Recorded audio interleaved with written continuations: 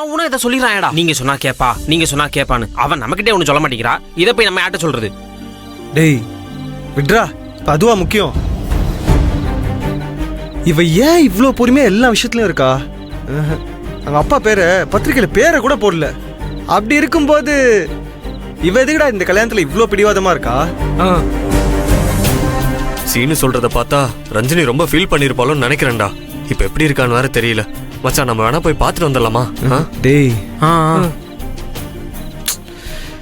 இருடா, இப்ப வேணாம். இப்ப போனா சரியா இருக்காது. அப்படியே இப்ப நம்ம போனாலும் சரி, நீ ஏன் இப்படிலாம் பண்ணிட்டு இருக்க, என்ன விஷயம் சொல்லு, எதுவும் இருந்தாலும் நம்ம பாத்துக்கலாம் அப்படின்னு நம்ம கேட்டாலும் அவ பதில் சொல்ல மாட்டா. அப்புறம் நமக்கு கோவம் வரும். இதெல்லாம் நமக்கு தேவையா? டேய், அதுக்கு நான் அப்படியே அமைதியா இருக்க முடியாதுல்லடா. டேய், எல்லாரும் ஒன்று கவனிச்சிங்களாடா? சீனுக்கு ரஞ்சினி மேல ஏதோ ஒரு ஃபீலிங்ஸ் வந்துருச்சுன்னு நினைக்கிறேன்.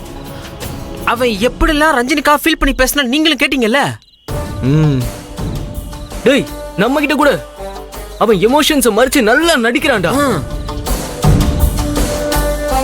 ஆனா சீனு கிட்ட அவளால மறைக்க வேண்டிய விஷயத்த மீறி டேய் காதல் வந்துடுச்சுடா. அதையும் தாண்டி ஏதோ ஒரு பெரிய விஷயம் தானே அந்த காதலை சேர விடாம தடுக்குது. அப்படி இவ சொல்றது சரினா இன்னும் எதுக்கு நம்ம தாமதிக்கணும்? கூடிய சீக்கிரம் சீனுவை வச்சு ரஞ்சனி வாயாலே எல்லா உண்மையை சொல்ல வைக்கிறோம். அதுக்கு என்ன வழியோ அதை நம்ம யோசிச்சாலே போதும்டா. அதை யோசிங்க.